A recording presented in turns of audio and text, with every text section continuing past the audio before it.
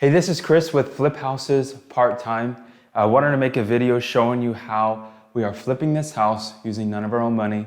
I can go over how we found the deal, how we financed it, where we're at today. And then after this video, I'll do just a quick walk around and kind of explain some of the ins and outs of what we did here. So thanks for watching. Hit the subscribe button, hit the like, please. Trying to grow this channel, so I want to do more walk-arounds and stuff like that with some of our properties and stuff. So first and foremost, how we bought this house is it was on our vacant list. And I don't do all my negotiations. That we have someone in-house, an agent that does that or does most of it. So this was a vacant property, right? So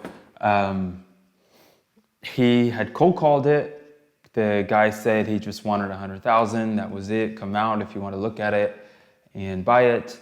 Then sure. If you don't want to pay $100,000, then I'll just call the next guy. So that was it. So we met here. Let's see. He was asking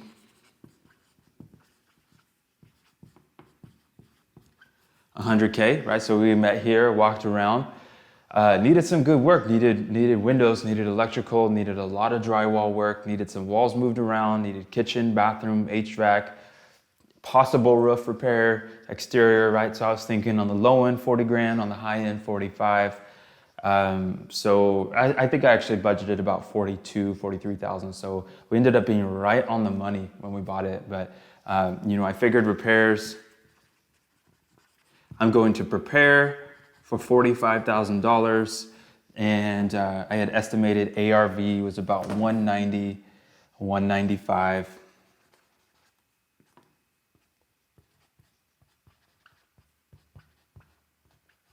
Based on comps.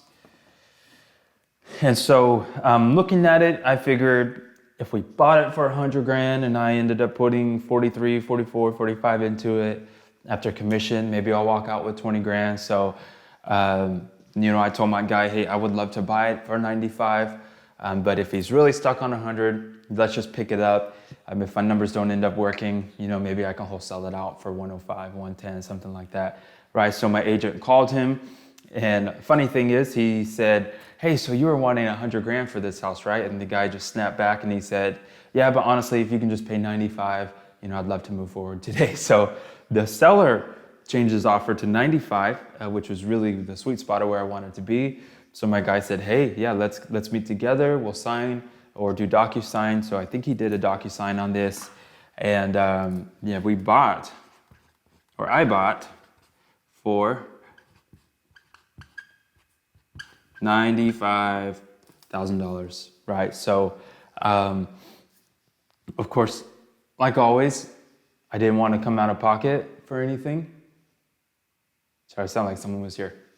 I didn't want to come out of pocket for anything, so I called some of my private lenders, told them about this deal, and I got financing in probably a day. Someone just said, hey, let's do it. So how I do a lot of my deals, I like to pay myself up front just a little bit. It could be $1,000, could be $3 or $4 grand, but it's basically just my own marketing fee or management fee. And that money I put back into marketing so we can turn around and buy more properties. So I put on a $2,000 fee to myself. That's an F. $2,000 fee, I'll call him AM, my acquisitions manager. And then we had points, closing costs and all that. So I shot it out and said, hey, I want to get a $101,000 first DOT, right? If you get another video, I said DOD, but DOT, deed of trust. This is what I'm looking for. I'm looking to borrow $101,000 to buy this house. We're going to put 40 to 45 into it and sell it for 190, 195, right? And it was instantaneous. Got a yes. Funny, never even met this investor. We've just talked over email and some text and stuff. So I ended up getting a $101,000 commitment for purchasing the property, and then shot the property over to another investor for repairs. And on the second, I asked for $45,000, right? So And the way we work this, generally speaking, I don't have monthly costs as far as on the money. I think this one is either at 11 or 12% annual. That's a little high, but this investor, I've never done anything with them before. So I wanted to see how they work. I wanted to see if they were easygoing or hard or what. So normally when I first do business with people, I just do whatever terms they want. I get a feel for them, they get a feel for me. And then on our next deal, I might ask for a little bit more leeway. Maybe next time I'm going to ask for 10% or something like that, right? And I'm fine with the 1 point. That 1 point was like, what is that, $1,100 or something like that. I can't write today. All right, so I woke up with a migraine, feeling better, but and then on that second, right? So our total financing costs,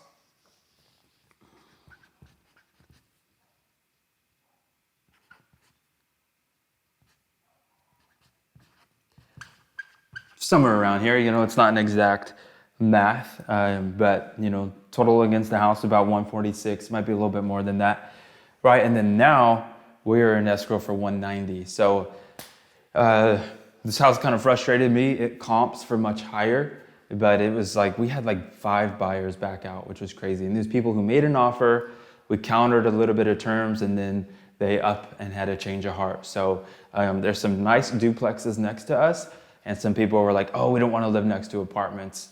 Well, they're like some of the nicest properties on this neighborhood. So there's a stigma being next to apartments, which is honestly stupid. And if you have that stigma, change your mind, because these properties next to us are some of the nicest, right? So it comps for higher. There was some sales around here for 210, 220, but we just finally took an offer for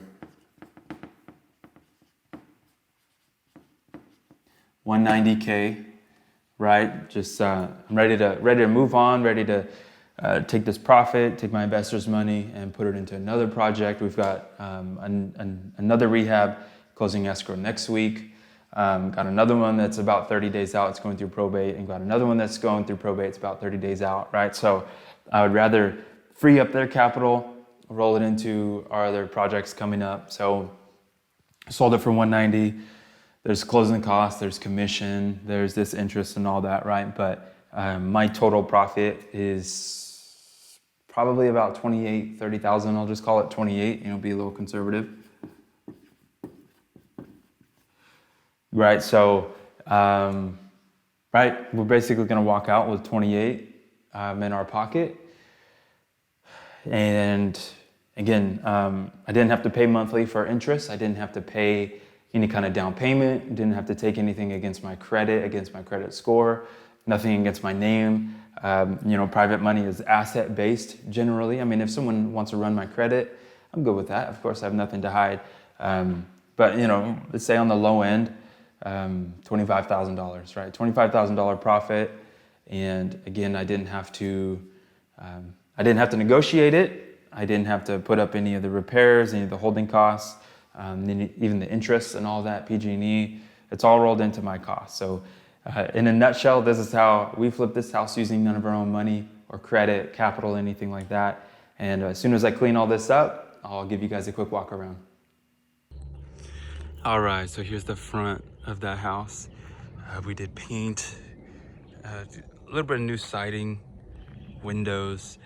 I ended up putting in a full yard, so did a good amount of cleanup. Sod, sprinklers, timers, all that kind of stuff. So we'll go ahead and take a walk inside. Right here you see some nice clean flooring. Did that nice grayscale throughout. I really like this laminate flooring. The gray walls did a 5 1/4 baseboard. New plugs, outlets. Got that thermostat for the new HVAC. And here, in the dining room, there was some kind of like a weird fake wall thing there. We removed that. This kitchen used to have a wall here. We removed that to open it up, right? And then added this little bar area. I'll show you real quick. I'll try to make this kind of quick here, so someone could put some high bar stools here and maybe have breakfast or set food out or something like that. All right, so we did these new cabinets, granite appliances.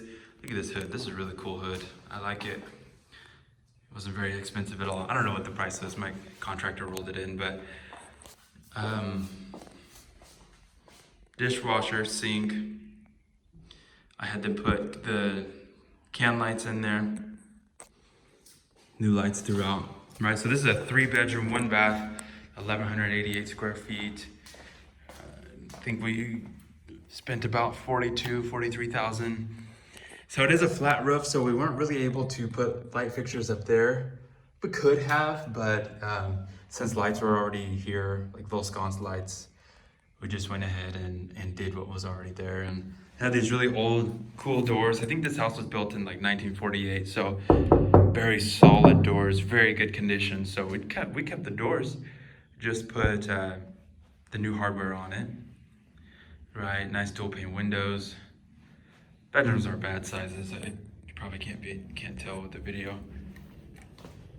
Right, closet, second bedroom, same thing. Little bathroom. This bathroom was quite tore up.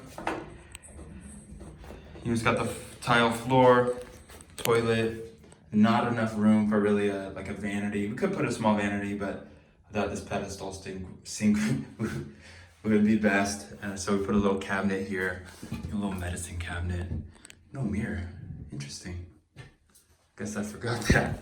Right, so old cast iron, solid cast iron. There's just some dirt down there, but I had a contractor refinish it. It's really good. Right, so it has all the new plumbing and whatnot here. Don't ask me what anything's called.